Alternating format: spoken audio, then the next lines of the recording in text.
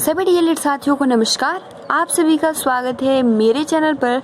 और फ्रेंड्स, आज की इस वीडियो में डिस्कस करने वाले हैं UP DElEd second semester subject science, जो कि 25 नंबर का होता है, जिसमें से 12 नंबर लाना अनिवार्य होता है। और फ्रेंड्स, इस क्लास की जो टाइमिंग होती है रात के 10 बजे, जिसका आंसर आप सभी को करना होता है। और ये जितने भी प्रश्न हैं हम पवन सीरीज से डिस्कस कर रहे हैं, ठीक है। तो ये जो क्वेश्चन है आप इसका रिवीजन बहुत ही बेस्ट तरीके से कीजिएगा, और अगर आपको आंसर आता है तो ज़रूर दीजिए, ठीक है, वरना मैं 3 सेकंड के बाद आंसर जरूर देती हूँ। तो चलिए शुरू करते हैं। ज़्यादा से ज़्यादा इस वीडियो को शेयर कर दीजिए ताकि हर एक फ्रेंड्स जुड़ सके और जो अपनी तैयारी है वो बहुत ही अच्छा ढंग से कर सके। तो चलिए शुरू करते हैं, जिसमें सबसे पहला प्रश्न है कि सूर्य के प्रकाश को पृथ्वी तक आने में कितना समय लगता है? 6 मिनट का, 3 घंटे का, 8 मिनट का, 2 घंटे 10 मिनट का। तो सूर्य के प्रकाश पृथ्वी तक आने में कितना समय लगता है? आप सभी को जो टाइमिंग दी जाएगी वो 3 सेकंड की टाइमिंग दी जाएगी।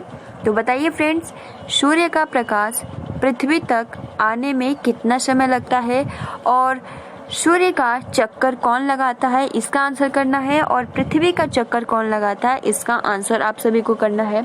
फिलहाल आप सभी का आंसर बिल्कुल सही है। सूर्य के यानी जो सूर्य का प्रकाश होता है पृथ्वी तक आने में जो समय लगता है 8 मिनट का, और कुछ भी पॉइंट में भी लगता है बट यहाँ है नहीं, यानी 8 मिनट आप याद कर सकते हो। सेकंड जो प्रश्न है कि जब पृथ्वी की उपछाया से होकर चंद्रमा गुजरता है तब होता है पूर्ण चंद्र ग्रहण, सूर्य ग्रहण, खंड चंद्र ग्रहण, चौड़ा प्रकाश। तो फ्रेंड्स, यहाँ पर आप सभी को बताना है कि जब पृथ्वी की उपछाया से होकर चंद्रमा गुजरता है तब होता है, बिल्कुल सही। यहाँ पर ऑप्शन नंबर जो करेक्ट हो जाएगा वो हो जाएगा सी, यानी खंड चंद्र ग्रहण। यानी जब पृथ्वी की उपछाया से होकर चंद्रमा गुजरता है तब खंड चंद्र ग्रहण लगता है। क्योंकि आप सभी को पता है कि चंद्र ग्रहण कब लगता है? जब पृथ्वी और सूर्य के बीच में जब चंद्रमा आ जाता है, क्योंकि चंद्रमा के पास अपना कोई प्रकाश नहीं होता है, ठीक है। तो सॉरी यहाँ पे जो होगा, जब चंद्रमा और सूर्य के बीच में पृथ्वी आ जाता है तब क्या लगता है? चंद्र ग्रहण। और जब पृथ्वी और सूर्य के बीच में चंद्रमा आ जाती है तब क्या लगता है? सूर्य ग्रहण, ठीक है। तो ये कुछ महत्वपूर्ण फैक्ट है। यहाँ पर जो राइट आंसर हो जाएगा वो हो जाएगा खंड चंद्र ग्रहण। अगला जो आपका प्रश्न है कि भारत के पहले अंतरिक्ष यात्री थे आर्यभट्ट, राकेश शर्मा, भास्कर, सतीश धवन। तो भारत के पहले अंतरिक्ष यात्री थे, कौन थे?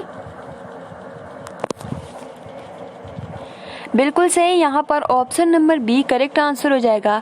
भारत के पहले अंतरिक्ष यात्री थे, option number B, Rakesh Sharma.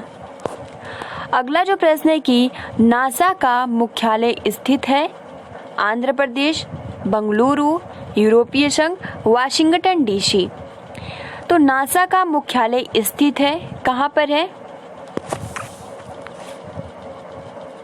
बिल्कुल सही। नासा का मुख्यालय जो स्थित है वो वाशिंगटन डीसी में स्थित है। नासा का फुल फॉर्म क्या होता है, इसका भी आंसर आपको कमेंट्स बॉक्स में करना है। हमने कई बार नासा का फुल फॉर्म बताया है, ठीक है। नासा का फुल फॉर्म क्या होता है, इसका आंसर आप कमेंट्स बॉक्स में कर सकते हो। अगला जो आपका प्रश्न है कि सूर्य का सबसे निकटतम ग्रह है अरुण, वरुण, शनि, बुध। तो सूर्य का सबसे निकटतम ग्रह है, बिल्कुल सही। यहाँ पर option number C correct answer हो जाएगा। सूर्य का सबसे निकटतम ग्रह है शनि, सॉरी बुध, ठीक है। यहाँ पर सूर्य का सबसे निकटतम ग्रह है बुध। अगला जो आपका प्रश्न है कि सूर्य का सबसे दूर वाला ग्रह है वरुण, शुक्र, बृहस्पति, मंगल। तो ये भी बहुत महत्वपूर्ण है।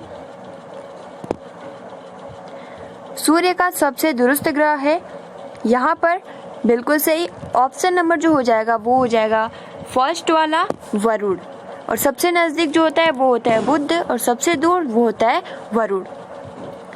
अगला 7 प्रश्न है कि बलुई दोमट मिट्टी में रेत की मात्रा होती है 60% से 80%, 50% से 60%, 60% से कम, 60% से अधिक। तो बलुई दोमट मिट्टी में रेत की मात्रा होती है,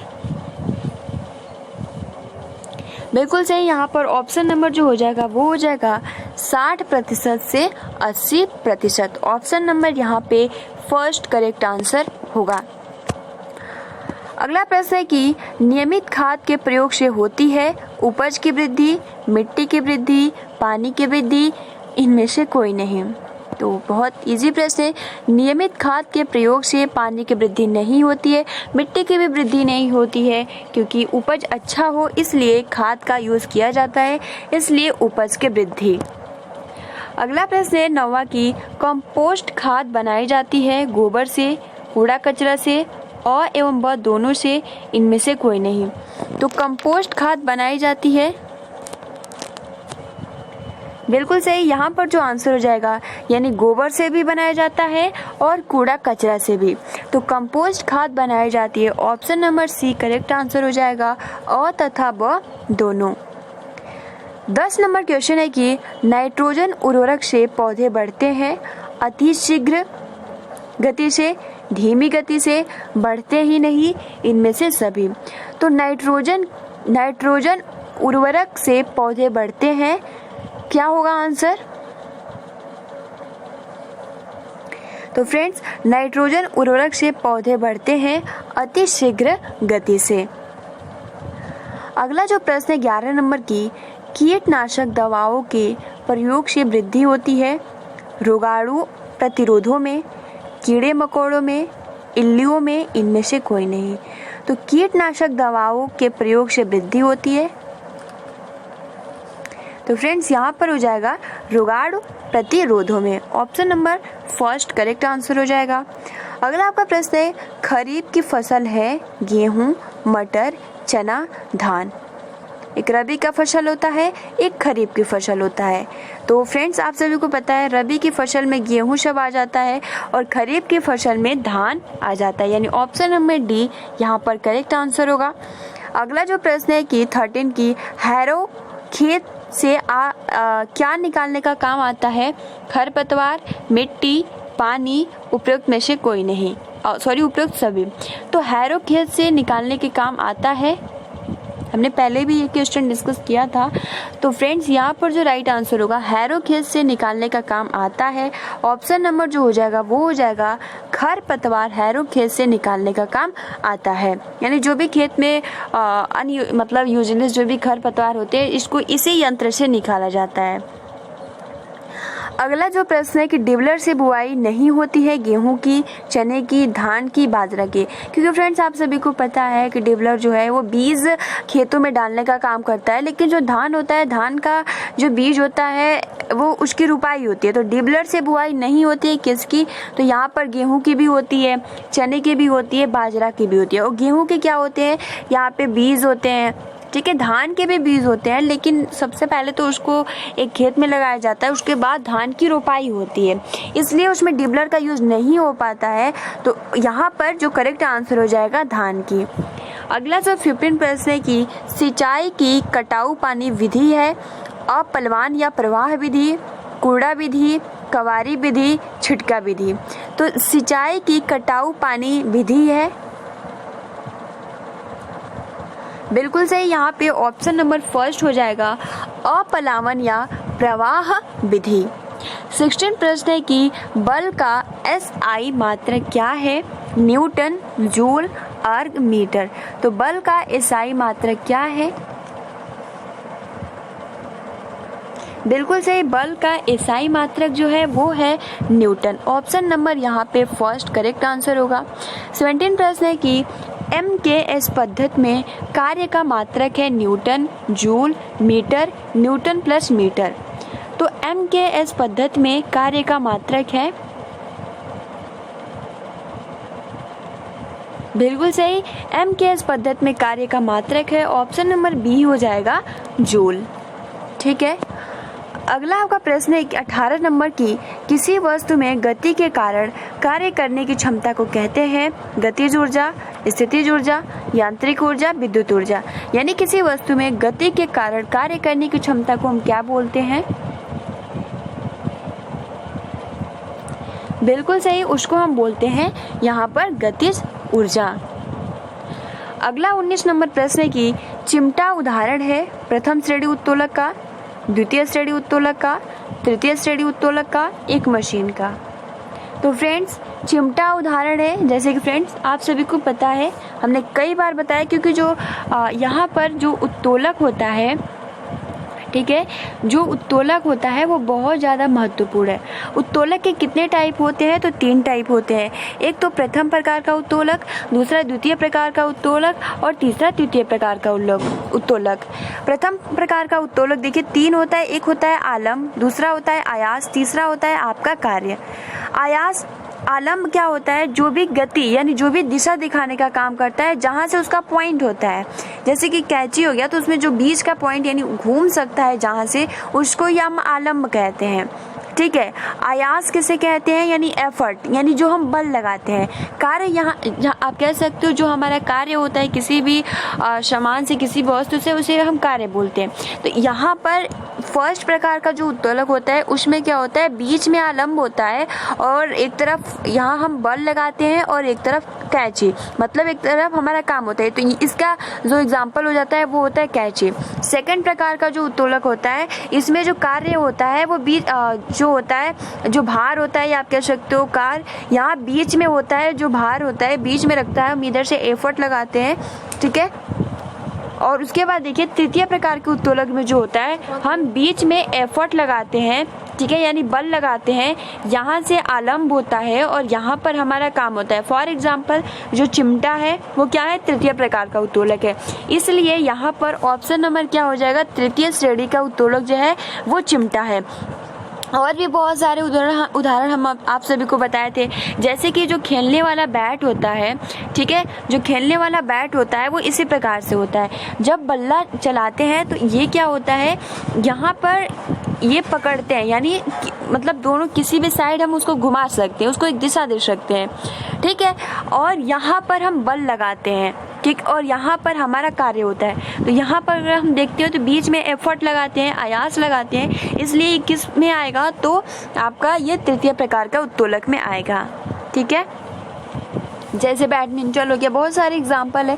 अगला जो प्रश्न है कि पुनः प्राप्त करने वाली नवीनीकरणीय ऊर्जा का स्रोत है ज्वार भाटा की ऊर्जा, प्राकृतिक गैस, कोयला, पेट्रोलियम। तो पुनः प्राप्त करने वाली नवीकरणीय, ठीक है, नवीकरणीय ऊर्जा का स्रोत है, क्या होगा? यहाँ पर आप सभी आंसर कीजिए विश्वा का। तो फ्रेंड देखिए यहाँ पर जो राइट आंसर हो जाएगा, पुनः प्राप्त करने वाली ऊर्जा का स्रोत है, यहाँ पर ऑप्शन नंबर जो हो जाएगा वो हो जाएगा यहाँ पे अ, यानी ज्वार भाटा की ऊर्जा। ठीक है। Option number first correct answer हो जाएगा। 21 प्रश्न है कि पुनः प्राप्त न होने वाली अनवीकरणीय ऊर्जा का स्रोत है कोयले की ऊर्जा, सौर का ऊर्जा, पवन का ऊर्जा, बहते हुए पानी। तो फ्रेंड्स यहाँ बहुत ही महत्वपूर्ण प्रश्न है। पुनः प्राप्त यानी जो कोयला होता है जब जल जाता है उसे ऊर्जा, यानी पुनः न प्राप्त होने वाली ऊर्जा का स्रोत है वो है कोयले की ऊर्जा। ठीक है। अगला जो क्वेश्चन है कि सौर ऊर्जा को सीधे विद्युत ऊर्जा में बदला जा सकता है सोलर कुकर द्वारा, सौर जल उष्मक द्वारा, सौर भट्टी द्वारा, सौर सेल द्वारा। यानी सौर ऊर्जा को सीधे विद्युत ऊर्जा में बदला जाता है, क्योंकि आप सभी के घर सोलर होगा तो आपने देखा होगा कि जब धूप से जब चार्ज होता है सोलर सेल यानी सौर सेल, तो क्या होता है कि वो विद्युत ऊर्जा में कन्वर्ट हो जाता है। इसलिए वो किससे होता है? तो सौर सेल द्वारा होता है। इसलिए ऑप्शन नंबर यहाँ पे डी करेक्ट हो जाएगा। अगला जो प्रश्न है 23 की कार्य है सदिश राशि, अदिश राशि, न्यूटन राशि, इनमें से कोई नहीं। तो कार्य है यहाँ पे क्या है? सदिश राशि है, अदिश राशि है। तो फ्रेंड्स यहाँ पर जो राइट आंसर हो जाएगा, जो कार्य है वो क्या है? अदिश राशि है। अगला 24 प्रश्न है कि ऊर्जा का मात्रक यानी एमकेएस पद्धति में क्या है? किलोग्राम, केल्विन, जूल, या फिर इनमें से कोई नहीं। बिल्कुल सही, ऊर्जा का मात्रक एमकेएस पद्धति में होता है वो होता है जूल। ठीक है। अगला जो आपका प्रश्न है कि यांत्रिक ऊर्जा कितने प्रकार की होती है? 3, 2, 4, 6। तो फ्रेंड्स यहाँ पर यांत्रिक ऊर्जा जो होती है 2 टाइप्स की होती है। अगला जो प्रश्न है कि ऊर्जा का प्रमुख स्रोत है चिमनी, सूर्य, लालटेन, इनमें से कोई नहीं। तो ऊर्जा का प्रमुख स्रोत है, क्योंकि ऊर्जा का प्रमुख स्रोत जो हो जाएगा वो हो जाएगा सूर्य, सबसे ज़्यादा इसी के पास ऊर्जा है। अगला 27 प्रश्न, 1 जूल होता है newton into 1 metre, 1 newton plus 1 metre, 1 newton by 1 metre, 1 newton 1 metre into second. तो 1 जूल बराबर होता है फ्रेंड्स, 1 जूल बराबर होता है यहाँ पर न्यूटन इंटू 1 मीटर। ठीक है, फर्स्ट यहाँ पे करेक्ट हो जाएगा। 28 प्रश्न की निम्न में से सरल मशीन है पहिया, घेरनी, पेच, ये सभी। तो सरल मशीन है तो फ्रेंड्स पहिया हो गया, घिरनी हो गया, पेच हो गया, ये सभी क्या है सिंपल मशीनें। ऑप्शन नंबर डी करेक्ट हो जाएगा। 29 प्रश्न है कि सीडी किस प्रकार का उत्तोलक है, प्रथम, द्वितीय, तृतीय। तो इनमें से कौन सा होगा। जैसे फ्रेंड्स आप सभी को पता है कोई भी सीडी हो, जैसे मान लीजिए आपका जो सीडी चढ़ने वाला हो या आपके घर में हो, ठीक है, तो आप चढ़ते हो, जैसे कि फॉर एग्जांपल ये आपका सीढ़ी हो गया बांस वाला, ठीक है, तो आप कहाँ बल लगाते हो, यहाँ पर आप बल लगाते हो, यहाँ पे पकड़ते हो, उसके बाद अपना पैर रखते हो। तो एफर्ट तो आप बीच में ही लगाते हो, उसके बाद आप यहाँ से चढ़ते जाते हो। ठीक, तो इस तरीके से सीढ़ी किस प्रकार का उत्तोलक है, तो तृतीय प्रकार का उत्तोलक है। अगला आपका प्रश्न है सरल मशीन है मोटरसाइकिल, सिलाई मशीन, घिरनी, उपयुक्त सभी। तो सरल मशीन है क्योंकि अभी जस्ट हमने डिस्कस किया, सरल मशीन है घिरनी, ठीक है, घिरनी हो गया, पहिया हो गया, पेच हो गया, ये सभी क्या है सरल मशीनें हैं। अगला जो प्रश्न है कोशिका का भाग है संयोजी ऊतक, तंत्रिका ऊतक, केंद्रक, प्रोटोप्लाज्म। तो कोशिका का भाग है बिल्कुल सही, यहाँ पर ऑप्शन नंबर जो हो जाएगा वो हो जाएगा सी, यानी केंद्रक। कोशिका का भाग है केंद्रक। अगला प्रश्न है कि जीवन का मूल आधार है प्रोटोप्लाज्म, साइटोप्लाज्म, जीव द्रव्य, सेंट्रोसोम। बिल्कुल सही, यहाँ पर जो आंसर हो जाएगा वो हो जाएगा जीव द्रव्य। अगला जो प्रश्न है प्रकाश संश्लेषण की क्रिया के आवश्यक तत्व है कार्बन डाइऑक्साइड, जल, प्रकाश, उपरोक्त सभी। तो फ्रेंड्स यहाँ पर जो राइट आंसर हो जाएगा प्रकाश संश्लेषण की क्रिया के आवश्यक तत्व है कार्बन डाइऑक्साइड, जल, प्रकाश, उपरोक्त सभी इज द राइट आंसर। मानव के शरीर में कितनी हड्डियां होती है, 204, 206, 208, 216। आप सभी का आंसर बिल्कुल करेक्ट होगा 206। श्वसन अंग है हृदय, ग्रीवा, फेफड़े, सुषुम्ना। तो श्वसन अंग है बिल्कुल सही, यहाँ पर option number first C correct हो जाएगा, फेफड़े। अगला जो आपका प्रश्न है 36 कंकाल तंत्र के कार्य हैं शरीर को दृढ़ता प्रदान करना, श्वसन में सहयोग प्रदान करना, रक्त कणिकाओं का निर्माण करना, ये सभी। तो कंकाल तंत्र के कार्य हैं क्या होगा, बिल्कुल सही, ऑप्शन नंबर यहाँ पे फर्स्ट करेक्ट आंसर हो जाएगा, शरीर को दृढ़ता प्रदान करना। 37 प्रश्न दांतों के ऊपर चढ़े आवरण को कहते हैं क्राउन, इनेमल, पल्प, डेंटाइन। तो दांतों के ऊपर चढ़े आवरण को जो हम कहते हैं बिल्कुल सही, उसको हम कहते हैं इनेमल। अगला प्रश्न है कि दांतों को स्वस्थ रखने के लिए लेना चाहिए विटामिन ए और विटामिन सी, विटामिन बी और विटामिन सी, विटामिन ए और विटामिन डी, विटामिन के। तो फ्रेंड्स बहुत ज़्यादा महत्वपूर्ण है, दांतों को अगर आप स्वस्थ रखना चाहते हो तो आपको विटामिन ए और विटामिन डी जरूर लेना चाहिए। ऑप्शन नंबर यहाँ पे सी करेक्ट हो जाएगा। दांतों का कार्य है भोजन को चबाना, भोजन को फाड़ना, भोजन के छोटे छोटे टुकड़ा करना, उपयुक्त सभी। तो ये भी बहुत ईजी है, दांतों का कार्य है यहाँ पे भोजन को चबाना, भोजन को फाड़ना या भोजन को छोटे छोटे टुकड़ों में काटना, यानी ऑप्शन नंबर डी बिल्कुल सही हो जाएगा। 40 प्रश्न है कि आमाशय में पाया जाने वाला एंजाइम है टाइलिन, म्यूसिन, पेप्सिन, ट्रिप्सिन। बिल्कुल सही, आमाशय में पाए जाने वाला एंजाइम है यहाँ पर ऑप्शन नंबर सी हो जाएगा, पेप्सिन। 41 प्रश्न है कि शर्करा का नियमन करने में सहायक हार्मोन है पैराथार्मोन, गेस्ट्रिन, इंसुलिन, कीटो, जैविक। तो शर्करा का नियमन करने में सहायक हार्मोन है। लास्ट क्वेश्चन है, इसका आंसर आप कमेंट्स बॉक्स में कर सकते हो।